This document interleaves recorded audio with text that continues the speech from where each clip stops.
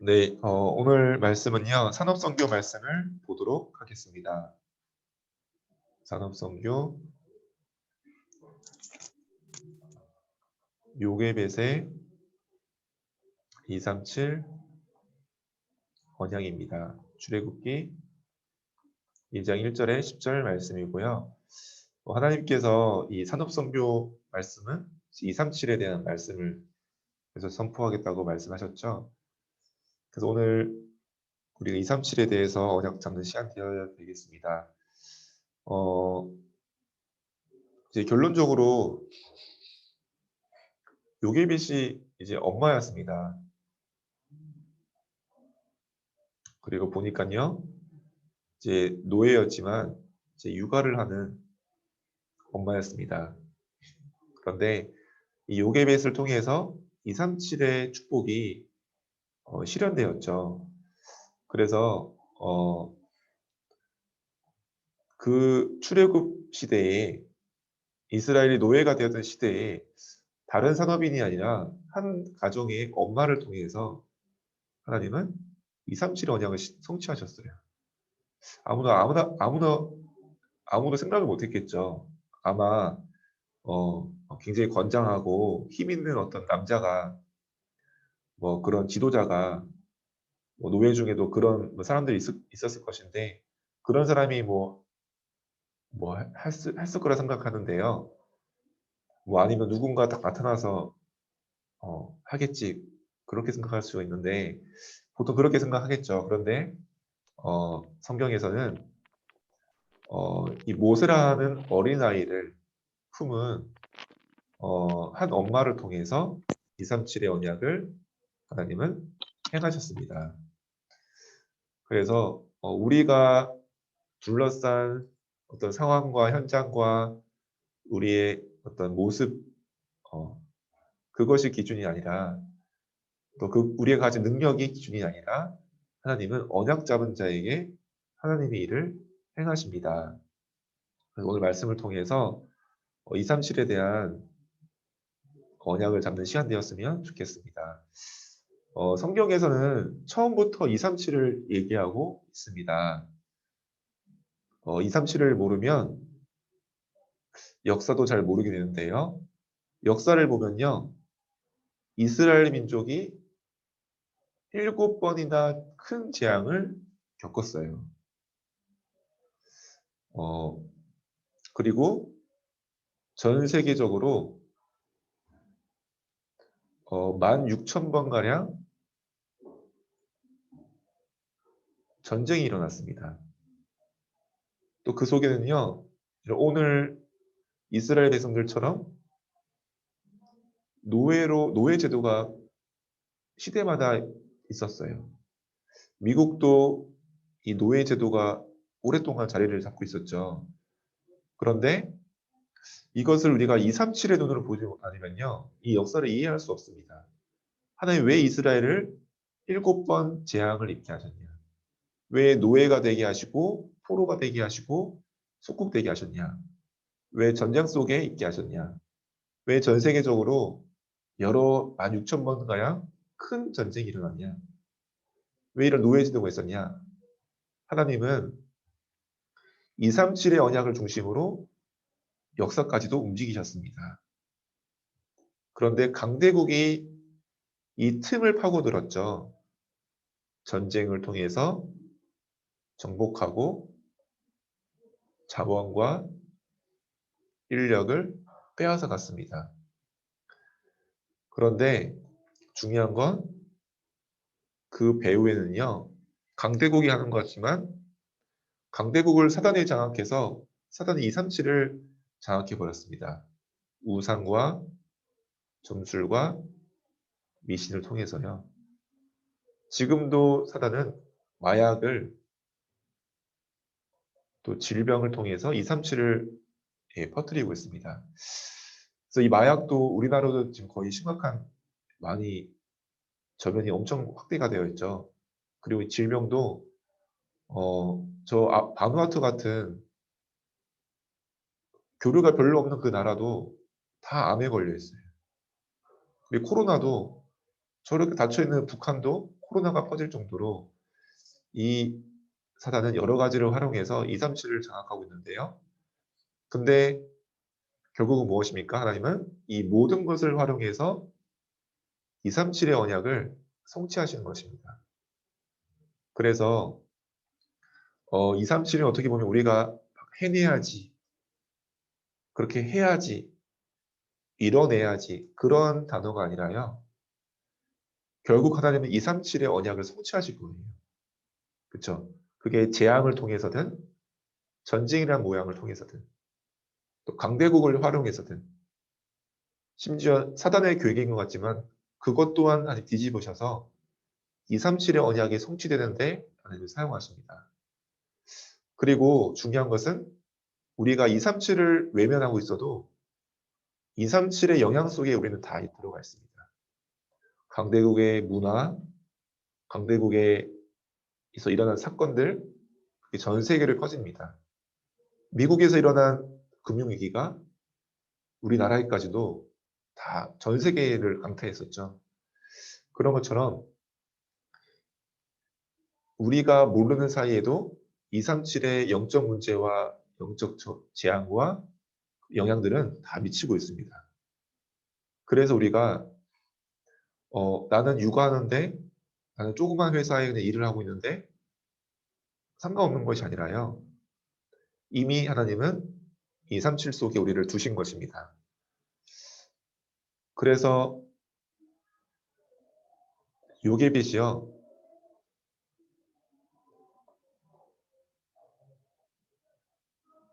네, 결단한 것입니다. 뭘 결단했습니까? 237의 언약을 잡기로 결단한 것입니다. 보니까요. 이스라엘이 왜 애굽에 가게 됐습니까? 요셉이 어떻게 노예로 가게 되었던 것이죠. 거기에서 요셉이 총리가 된 것입니다. 하나님은 무엇입니까?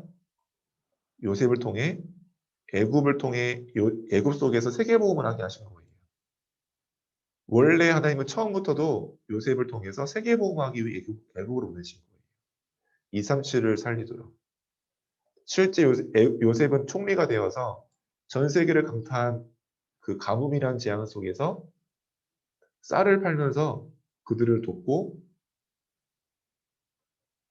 애굽에 가만히 있으면서 전 세계 복음을 했어요. 전 세계 영향 줬어요. 그렇죠. 그래서 처음부터 하나님은 이스라엘을 왜 우리가 왜 애굽에 있지? 처음부터도 237을 위해서 보내신 거였어요.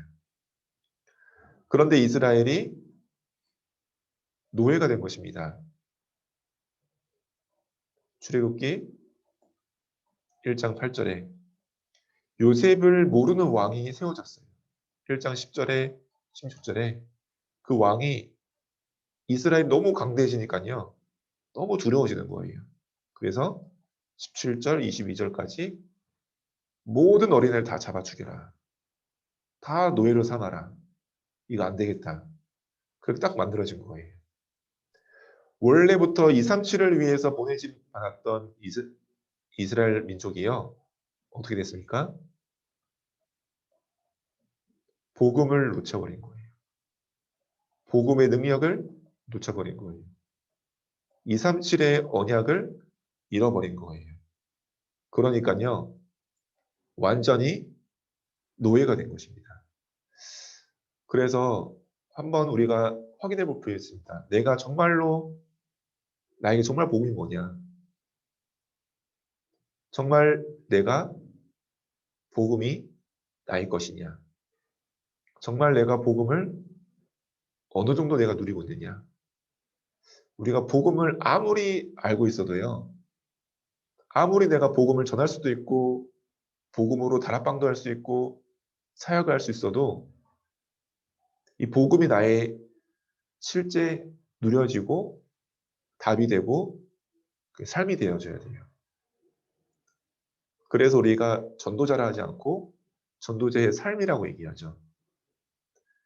그래서 우리가 엄마 교실을 통해서 메시지를 줄 수도 있지만 실제 복음을 가지고 그 문제와 어려움을 통과했던 분들의 증인의 이야기를 듣는 거예요. 그게 복음의 능력이고 언약이고 더 강력한 증인들의 힘이기 때문에 그렇죠. 그래서 우리에게 실제 내가 문제가 왔다. 내가 어려움 속에 있다. 상황이 너무 힘들다. 그때 우리는 뭘 하시면 되냐? 복음으로 답을 찾으시면 돼요. 복음을 확인해 보시면 돼요. 아, 내가 알고 있는 복음이 뭐지? 정말 예수가 그리스도 여기 어떻게 답이 될까? 내가 어떻게 내가 누리는 것이 복음일까? 복음이 복음되는 걸까? 그렇게 내가 기도를 바꾸고 그 누릴 때에 실제 복음이 이제는 나에게 답이로 생기고 답이 생겨지고 감사와 힘이 생기게 됩니다. 그러면요, 그거는요, 돈으로도 사실은 어떻게 얻을 수가 없는 나에게 중요한 언약이 되고 비밀이 되어지죠. 근데 이스라엘이 복음을 알면서도 말씀을 알면서도 다 놓쳐버린 거예요. 일할 때 놓치고 자식 키울 때 놓치고 집안일 하면서 놓치고 가정 문제 앞에서 나의 현실 앞에서 나 자신 앞에서 복음을 다 놓쳐버린 거예요. 복음의 능력을 잃어버린 거예요. 그리고 237 언약이 나와 상관이 없게 되는 거예요. 그러니까 이스라엘은 노예가 될 수밖에 없습니다. 그때 요게벳이 뭘 했습니까? 작은 도전을 한 것입니다. 출애굽기 2장 1절에 레위 남자와 결혼했어요. 복음 가진 레위 남자와 결혼했습니다. 2장 3절에 이 어린아이를 모세를 던질 수밖에 없었어요. 그렇지만 결국 공주가 그 아기를 건지게 되어지고 공주를 만나게 되고요. 미리 그 누나 미리암이 유모를 연결시켜 주게 되어지죠. 그러면서 이 요게벳이 이 모세를 왕궁의 공주에게 보내기 전까지 집중적으로 사역하게 되어졌습니다. 마지막으로 이 언약을 전달할 기회를 가지게 되었습니다. 저는 그렇게 보거든요. 요게벳이 모세를 가졌을 때 왜 숨겼을까? 우리 죽이지 못한 것도 있겠지만 숨기면서 그 짧은 기간 동안 중요한 237 언약 잡았을 것이다. 왜 우리 민족이 노예가 되었는지, 원래 우리를 왜 애굽에 보내셨는지. 그러면 우리 이 노예되어 있는 이 문제 속에 내가 무슨 언약 잡아야 될 것인지. 거기에 요게벳이 복음 속으로 또 복음을 통해서 237 언약을 딱 잡게 된 거예요. 이 아이는 노예이지만 노예가 아닙니다. 이 아이는 하나님께서 복음 가진 하나님의 자녀로 이 모든 거짓 세상의 틀을 바꿀 렘넌트로 애국과 237을 살릴 언약 가진 자로 기도하게 된 거예요. 그 기도가 이런 일들로 일어나게 되어졌습니다. 그래서 이 요게벳의 언약을 통해서 결론적으로 전달되었습니다. 뭐가 전달되었습니까? 모든 문제의 시작이 전달되었습니다. 창세기 3장, 6장, 11장. 그것이 바로 창세기죠. 그러면서 모든 문제의 해결책이 전달됐습니다. 창세기 3장 15절, 6장 14절, 출애굽기 3장 18절입니다. 이 창세기, 출애굽기입니다. 그리고 그러면서 이 모든 문제의 시작과 해결책은 결국 복음이죠. 이 복음을 붙잡고 복음의 언약 붙잡고 하는 예배의 중요성이 레이기 통해 전달되었습니다. 결국은 하나님 민수기 통해서 뭐 하셨습니까? 각 지파마다 또 각 족속마다 가족들마다 두령을 세우셨어요. 두령을 딱 지명하셔서 세우셨어요. 그리고 딱 모든 백성들을 전투할 만한 사람을 다 계수하게 하시고 미리 각 지역을 분배하시고 기도하면서 준비하게 하셨어요. 그게 바로 민수기예요. 이렇게 우리는 택한 백성, 많은 사람을 살리기 위한 택한 백성입니다. 그게 민수기입니다. 그리고 결국 이 가나안 땅 전 세상 살리기 위해 뭐가 각인되어야 될 것이냐, 뭐가 뿌리 체질되어야 될 것이냐, 그것이 신명기죠. 이것을 모세가 기록했는데요. 이걸 누가 전달했겠습니까? 모세가 애굽 왕궁에서 이걸 배울 수는 없었겠죠. 바로 이 시간을 통해서 모세에게 전달이 되어진 것입니다. 그래서 이미 요게벳은 모든 문제와 답을 알고 있었던 거예요. 레이지파로서 예배의 중요성을 알았던 거예요. 그 속에 모세에게 전달된 것이면 너는 택한 백성이다. 넌 노예이지만 택한 백성이다. 그 모세에게 중요한 각인과 뿌리와 체질이 되어진 것입니다. 그래서 우리 부모님들께서 내가 아이를 육아하면서 전달하는 이 복음과 언약이 결코 작지 않다. 이 요게벳처럼요. 요게벳이 뭐 얼마나 대단한 여자인지 나오진 않아 있어요. 그렇지만 우리와 다르지 않았을 거예요. 똑같은 엄마였는데요. 이 엄마가 잠깐 복음 속에 들어간 거예요. 우리 어머님들께서 모두 복음 속에 들어가시기 바랍니다. 나를 힘들다, 어렵다, 뭐 또 키우다 보면 여러 아이들의 문제가 드러나기도 하고요.